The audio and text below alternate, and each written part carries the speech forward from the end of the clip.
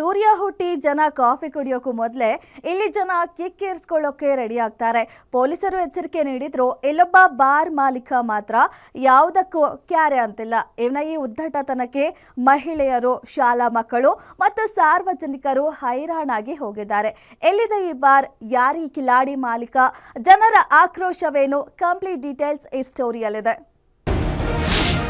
ಬೆಂಗಳೂರಿನಲ್ಲಿ ಬೆಳ್ಳಂಬೆಳಗ್ಗೆ open ಆಗ್ತಿವೆ wines ಬಾರ್ಗಳು. ಅಬಕಾರಿ ಅಧಿಕಾರಿಗಳೇ, ನೀವೇನು ಕಣ್ಮುಚ್ಚಿ ಕುಳಿತಿದ್ದೀರಾ? ಕ್ಯಾರೆ ಅನ್ನದ ಬಾರ್ ಮಾಲೀಕರಿಗೆ ಯಾರ ಬೆಂಬಲವಿದೆ? ಈ ದೃಶ್ಯಗಳನ್ನ ಒಮ್ಮೆ ನೋಡಿ. ಬಾರ್ಗಳ ಮಾಲೀಕರಿಗೆ ನಿಜಕ್ಕೂ ನಿಯಮಗಳು ಅನ್ವಯಿಸೋದಿಲ್ವಾ ಎನ್ನುವ ಪ್ರಶ್ನೆ ಸಹಜವಾಗಿಯೇ ಮೂಡುತ್ತೆ. ನಿಯಮದ ಪ್ರಕಾರ ಬೆಳಗ್ಗೆ 10 ಗಂಟೆಗೆ ಬಾಗಿಲು ತೆರೆಯಬೇಕಾದ ಬಾರ್ಗಳು ಇಲ್ಲಿ ಸೂರ್ಯ ಹುಟ್ಟುವ ಮೊದಲೇ ಎಣ್ಣೆ ಪ್ರಿಯರಿಗೆ ರೆಡ್ ಕಾರ್ಪೆಟ್ ಸ್ವಾಗತ ಕೋರುತ್ತಿವೆ. ಪೊಲೀಸರು ವಾರ್ನಿಂಗ್ ನೀಡಿದ್ರು, ಡೋಂಟ್ ಕೇರ್. ಸಾರ್ವಜನಿಕರು ಬೈದ್ರು, ಕ್ಯಾರೆ ಮಾಡದ ಬಾರ್ ಮಾಲೀಕರ ದರ್ಬಾರ್ ಹೇಗಿದೆ ನೋಡಿ. ಬಸವೇಶ್ವರ ನಗರದ ಶೋಭಾ ವೈನ್ಸ್ ಪರಿಸ್ಥಿತಿ ನೋಡಿ. ಸರಿಯಾಗಿ 6 ಗಂಟೆಗೆ ಇಲ್ಲಿ ಕಿಂಡಿ ವ್ಯಾಪಾರ ಶುರುವಾಗುತ್ತೆ. ಕಿಂಡಿ ಮೂಲಕವೇ ಬಾಟಲ್ ನೀಡಿ ಗ್ರಾಹಕರಿಂದ ಹೆಚ್ಚಿನ ಹಣ ಕೇಳಲಾಗುತ್ತಿದೆ. ಇದರಿಂದ ಬೆಳಗ್ಗೆ ಕೆಲಸಕ್ಕೆ ಹೋಗೋ ಮಹಿಳೆಯರು, ಶಾಲೆಗೆ ಹೋಗೋ ಮಕ್ಕಳಿಗೆ ಭಾರಿ ಕಸಿಬಿಸಿ ಆಗ್ತಿದೆ. ಕುಡಿದು ಬಾರ್ ಮುಂದೆಯೇ ಬಿದ್ದಿರೋ ಕುಡುಕರನ್ನ ಕಂಡು ಜನರು ಅಸಹ್ಯ ಪಟ್ಟುಕೊಳ್ಳುವಂತಾಗಿದೆ.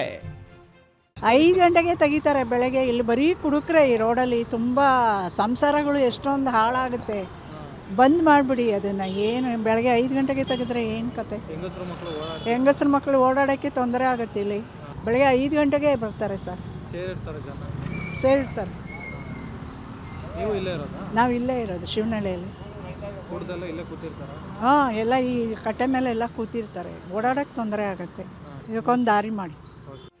ಇತ್ತ ಕುರುಬರಹಳ್ಳಿಯ ಅನ್ನಪೂರ್ಣೇಶ್ವರಿ ಬಾರ್ ಅಂಡ್ ರೆಸ್ಟೋರೆಂಟ್ ಕಥೆಯೂ ಭಿನ್ನವಾಗಿಲ್ಲ. ಎಲ್ಲೂ ಕೂಡ ಬೆಳ್ಳಂಬೆಳಗ್ಗೆಯೇ ಎಣ್ಣೆ ಮಾರಾಟ ಜೋರಾಗಿದೆ. ಬೀಟ್ ಪೊಲೀಸರು ಬಂದು ಹೇಳಿದ್ರು, ಮಾಲೀಕರು ಮಾತ್ರ ಕ್ಯಾರೆ ಅಂತಿಲ್ಲ.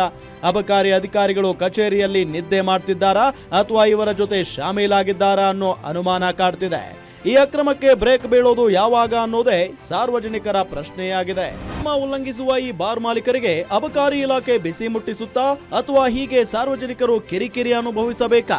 ಸಂಬಂಧಪಟ್ಟ ಅಧಿಕಾರಿಗಳು ಕೂಡಲೇ ಎಚ್ಚೆತ್ತು ಕ್ರಮ ಕೈಗೊಳ್ಳಬೇಕಿದೆ. Ajay Kumar, crime bureau, guarantee news, Bengaluru.